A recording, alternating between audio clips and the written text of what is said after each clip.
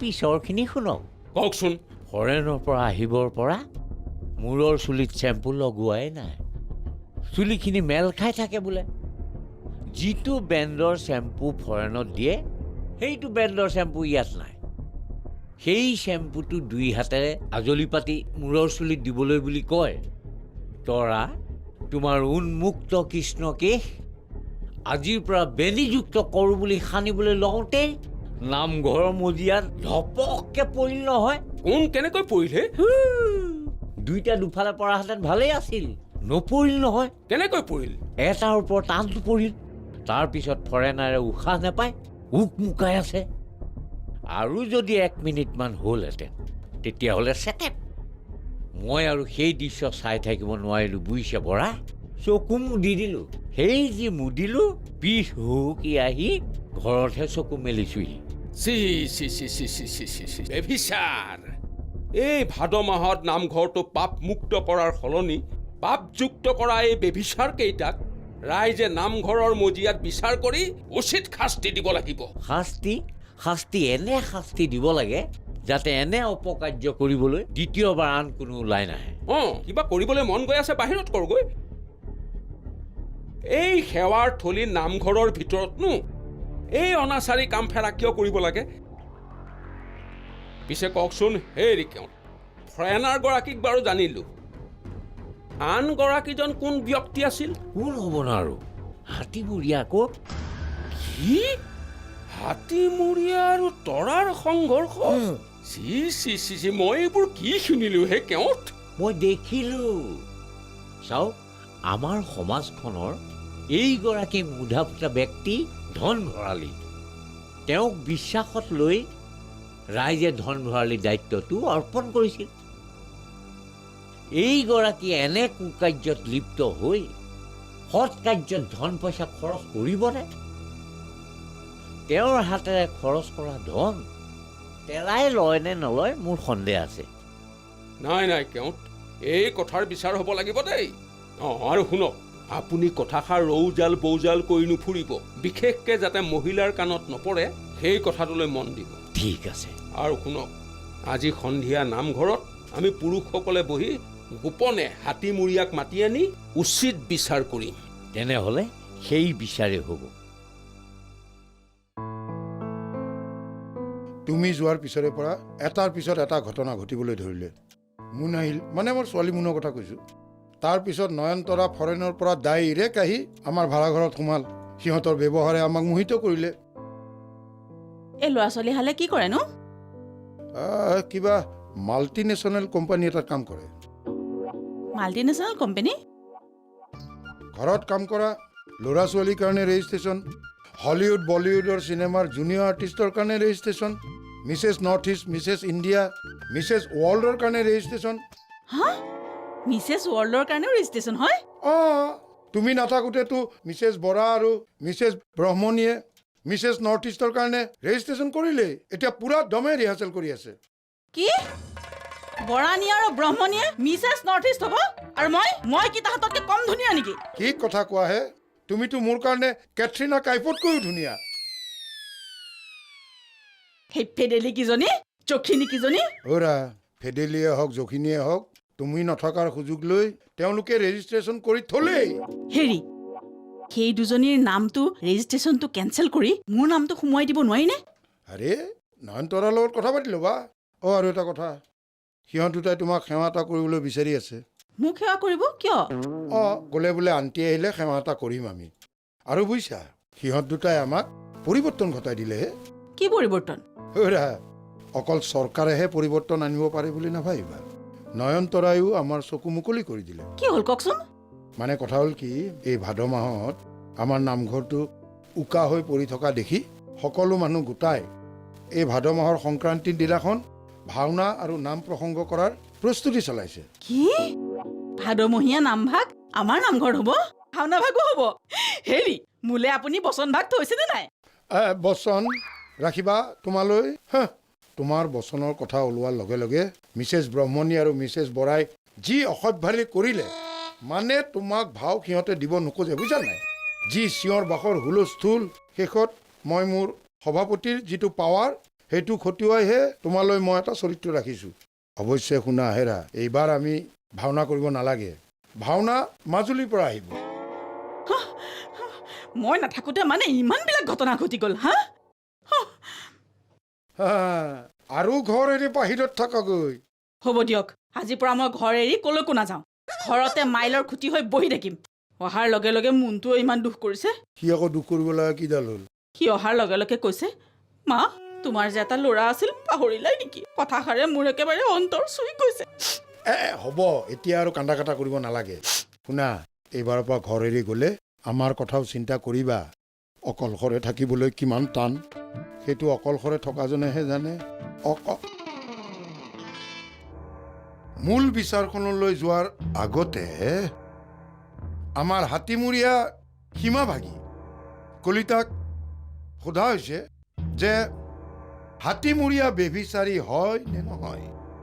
ৰাইজক মই আৰম্ভণিতে ধন্যবাদ জনাইছোঁ যে হাতীমূৰীয়াৰ বিষয়ে মোক দুআষাৰ ক'ব দিয়াৰ বাবে। আচ্ছা, এতিয়া কথা হ'ল কি, যিটো অভিযোগ অনা হৈছে সেই অভিযোগটো সঁচা নে মিছা? কাকতি বাপে ভুল কৰিছে। অভিযোগ অনা হোৱা নাই, অভিযোগ দেখা হৈছে। তাৰমানে আপুনি যিটো দেখিছিলে। হয়। কেৱত বাপৰ কথাখিনি মই সম্পূৰ্ণ মিছা বুলি ভাবোঁ। কি কথা কয় হে কলিতা বাপ? মই নিজ চকুৰে দেখা কথাটো আপুনি নেদেখাকৈ মিছা বুলি কৈছে। দুই বাপ, উত্তেজিত হ'ব নালাগে। Cool down, cool down. এতিয়া আমি হাতীমূৰীয়া বাপক সুধিম কথাটো সঁচা নে মিছা। অভিযুক্ত, মোক এটা কথা ক, এই কলিতা বাপে যিটো অভিযোগৰ কথা কৈছে মিছা বুলি, সেইটো সঁচা নে আমাৰ কেওট বাপে কোৱা কথাটোহে সঁচা? ৰাইজ, দুখ মইখন কৰিব। মই যি ক'ম সঁচা কথা ক'ম। সঁচা কথাৰ বাহিৰে মই মিছা কথা নকওঁ। কেওট বাপে মোক যি অভিযোগ দিছে সেয়া সম্পূৰ্ণ মিছা নহয়, সঁচা। তাৰমানে মোৰ কথাটো মিছা আৰু কেওট বাপে দেখা কথাটো সঁচা? বিশ্বাসঘাতক! এনেকুৱা বদ স্বভাৱৰ মানুহ মই জীৱনত দেখা নাই।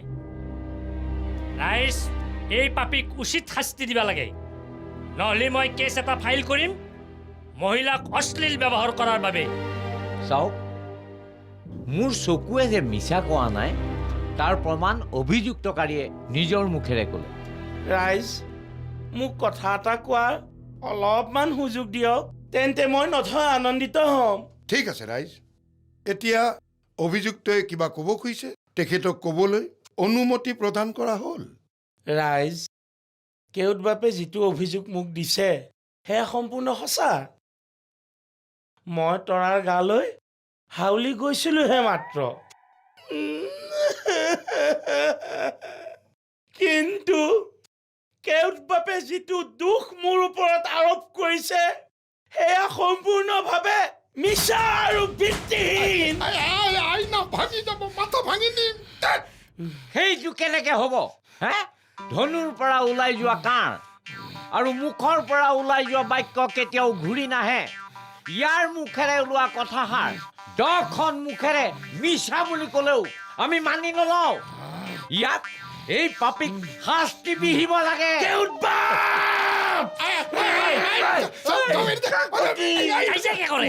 কুল, কুল, কুল, কুল। দুপৰীয়া কি খাইছিলি? তিতা কেৰেলা। সেইকাৰণে বেয়া বেয়া গোন্ধাইছে। হেৰি শুনক, শুনক, ই যিখিনি ক'ব বিচাৰিছে তাক সম্পূৰ্ণ ক'বলৈ দিয়ক, হয় নহয়? ক বাবা। ৰাইজ, যেতিয়াৰ পৰা মই গম পালোঁ মই ভীমৰ ভাওটো কৰিব লাগে, তেতিয়াৰ পৰা মই ভীমৰ বচন আওৰাব ধৰিলোঁ। বাহ, কি চিৰিয়াছ এক্টৰ। সেইদিনা পুলিচ কাইদেউৰ ৰুমত দুষাসনবদ্ধ বচন মাতিবলৈ গৈছিলোঁ। হঠাৎ মোৰ ফিলিংছ জাগি গ'ল ৰাইজ। তাৰপিছত পুলিচ কাইদেউকেই মই দুষাসন বুলি ভাবি ৰক্তপান কৰিবলৈ তেখেতৰ ওপৰত জঁপিয়াই পৰিলোঁ। তাৰপিছতো ই বাচি গ'ল। মোৰ তলত পৰি তেখেতে উশাহ নিশাহ ল'ব নোৱাৰা হৈছিল। তাৰ বাবে মই পুলিচ কাইদেউৰ ওচৰত ক্ষমা খুজিছোঁ। চাওকচোন ৰাইজ, কেছটো কোনফালে ঢাল খাইছে। ভগৱান নামঘৰত আছে যদি মোৰ কথাটো সঁচা। তাৰপিছত ক। তাৰপিছত সেই একেখিনি ঘটনা ঘটিল। দ্ৰুপদীৰ লগত। যেতিয়া দ্ৰুপদীৰ লগত মই বচন আৰব ধৰিলোঁ, দুখাখনৰ ৰক্ত পান কৰি আজলি মেলি তেজখিনি দ্ৰুপদীৰ মেলি থকা চুলিত সানি দিবলৈ যাওঁতে সেই ঘটনাটো ঘটিল। প্ৰকৃততে ৰাইজ, মোৰ কোনো অসৎ অভিপ্ৰায় নাই। ৰাইজ শুনলাক না আচল কথাটো? ৰাইজ, কেউট বাপে কোৱা কথাটো সম্পূৰ্ণ মিছা। মই হাতত কোনো চেম্পু টেম্পু নিয়া নাছিলোঁ পাই। মই হাতত ৰক্ত অলপ নিয়াৰ নিচিনা অভিনয়হে কৰিছিলোঁ। সেই ৰক্ত দ্ৰুপদীৰ চুলিত সানি দিলে সেইদিনাৰ পৰা দ্ৰুপদীয়ে কেশ বান্ধিব পাৰিব। ৰাইজ, আৰু এটা কথা কওঁ দেই, যেনে তৰাইও কিন্তু দ্ৰুপদীৰ বচনখিনি একেবাৰে সলসলীয়াকৈ মাতি গৈছে পাই। মই তৰাকো ক্ষমা খুজিছোঁ। বেচেৰীজনীয়ে মোক ক্ষমা কৰি দিলে পাই। এইয়া মই জানো নহয়। অৰি আপুনি বৰ থাৰ্ড ক্লাছ। মানে কৈছো নহয় আপোনাক, সকলোকে নিজৰ নিচিনা কিয় ভাবে? কিয় য'তে ত'তে চকু দি ফুৰে? আচ্ছা, এতিয়া মই বুজি পালো। তাৰ মানে তই কোৱা কথাও সঁচা, কেওঁতে কোৱা কথাও সঁচা, ই কোৱা কথাও সঁচা, মিটিং যে শেষ হ'ল সেইটোও সঁচা। গতিকে সকলোৱে গাবা লাগা লাগালুগু।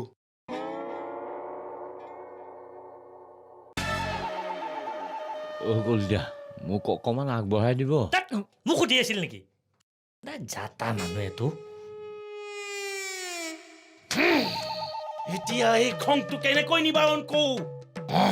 4-5টামান ব্ৰইলাৰ মাৰি দিওঁ, তেতিয়াহে মোৰ এই খংটো নিবাৰণ হ'ব।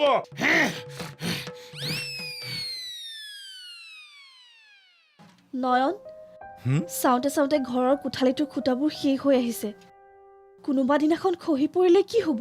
খহি নপৰে।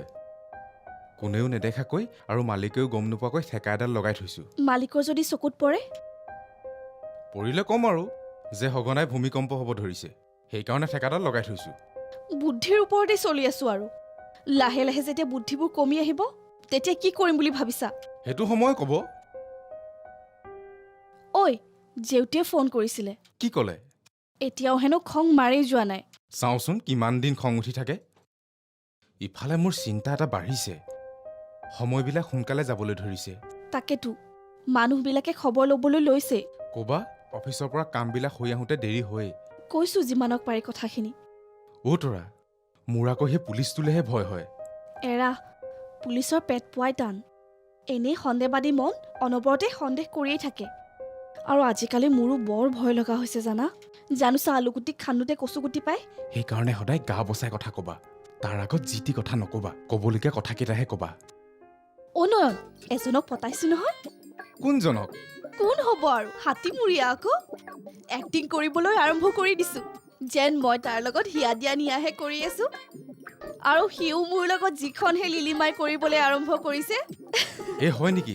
চাবা আকৌ, জুইৰ ওচৰত ঘিউ গলি যাব। হয়, জুইৰ ওচৰত ঘিউ গলিবই, কিন্তু মই নগলোঁ। মই গলিবলৈ হ'লে জুইকুৰাৰ তাপ বহুত হ'ব লাগিব। যিকুৰা জুই এতিয়া মোৰ ওচৰতে আছে, সেই জুইকুৰাৰ ওচৰতে মই গলিছোঁ। অন্য কাৰো জুইৰ কাৰণে তুমি চিন্তা কৰিব নালাগে। মই কেৱল অভিনয় কৰিম। অভিনয় কৰা বাৰু। এতিয়া গেলামালৰ বস্তুখিনি তাৰ নামতে আহি আছে। বাকী খোৱা বস্তুখিনি যদি তাৰ নামতে আহে, আমাৰ আৰু ভাল হ'ব। কালিৰ পৰা চাবা, তোমাৰ ঘৰত মাছে মঙহে একেবাৰে উজান উঠিব, আৰু তুমি খাই খাই শেষ কৰিব নোৱাৰিবা। সি আকৌ বোলে সেই হ'লচেল দোকানৰহে বস্তু খায়, খুচুৰা দোকানৰ বস্তু নাখায়ে। অকল সেইটোৱে নহয়, শাক পাচলি মাছ মাংস সকলোবোৰ ফ্ৰেছ খায়, হাইব্ৰিড জাতীয় বস্তু একোৱেই নাখায়। ভালেই কথা। এতিয়া তোমাৰ জহতে যদি ময়ো খাবলৈ পাওঁ, ভালেই হ'ব দেখোন। হ'ব দিয়া। ঐ, এটা কথা গম পাইছেনে নাই? কি কথা? মালিকনী আহিলে নহয়। তোমাৰ দেখোন ডিউটি বাঢ়িল। এতিয়া তুমি মালিকনীৰ লগত যামেই। কালিলৈ গৈ মালিকনীক লগ কৰি আহিম। কম কালি তেওঁ আহিব আৰু আপোনাক সেৱা এটা কৰি যাবহি। আজি আহিব নোৱাৰে, তেওঁ অফিচৰ কামত বিজি আছে। ৰাইট, মই ক'ব বিচৰা কথাটোকে তুমি কৈছা। আৰু আমি যে ভাওনা উৎসৱ এইবোৰ কামত অতি ব্যস্ত আছো, সেই কথাটোও কম। ঐ, হা? বৰাণী আৰু ব্ৰহ্মণী যে, সিহঁতে নহয় মোৰ লগত ইমান লাগি আছে। ডেমোটো দিবলগীয়া আছিল নহয়, কি কৰা? ফোন কৰিয়েই আছে মোক। ডেমোটো দি আহিবা আৰু। তাকেতো। আৰু এটা কথা নহয়, আজি কলিতা পুলিচ আহিছিলে মোক ৭,৬০০ টকা দি থৈ গৈছে কাইলৈ হেনো আৰু বেছি হ'ব ভালৰে কথা তেনেকুৱা মানুহক আৰু অকণমান সময় দিবা তাকেইতো ঐ এতিয়া বহুত ৰাতি হ'ল নহয় বিচনা ঠিক কৰাকে যোৱা হ'ব মই দুৰাচাৰ কেৱলে তোমাৰ অপৰাধী নাৰায়ণ ক্ষমিও কৰি লৈ উদাস কৰি পহিলো শৰণ পুৰুষৰ উত্তম পৰম পুৰুষ পৰময়ানন্দ স্বামী তজু পদে পদ্ম মকৰন্দহে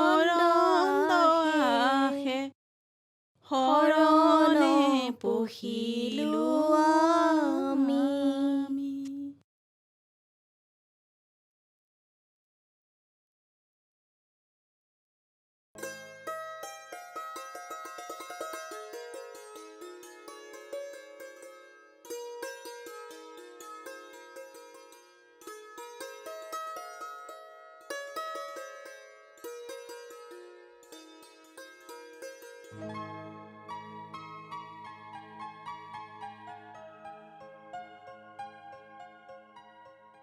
বৰ ভাল লাগিল পাই ইমান ধুনীয়াকে চাফা কোনে কৰিলে প্ৰায় ময়ে কৰো সিদিনা বোলে তৰাইও চাফা কৰিলে আৰু পুৱা গধূলি কোনে চাকি জ্বলাই আছে ইয়াত নাম এভাগ হ'ল নহয় শংকৰদেৱৰ তিৰুভাৱ তিথিটো নাম প্ৰসংগ কৰিলে হয় নেকি বৰ ভাল লাগিল মন শুনি হয় জেঠাই নামঘৰটোলৈ আহিলে মনটো বৰ ভাল লাগে মই নাথাকোতে এইটো কিন্তু বৰ ভাল সিদ্ধান্ত ল'লে বিয়াৰ পিছতে আজি অত বছৰে যিটো কাম ময়ো কৰিব নোৱাৰিলো সেইটো এইবাৰ হ'ব অ' জেঠাই মহানগৰী মানুহবোৰৰ ধৰ্ম কৰ্মৰ প্ৰতি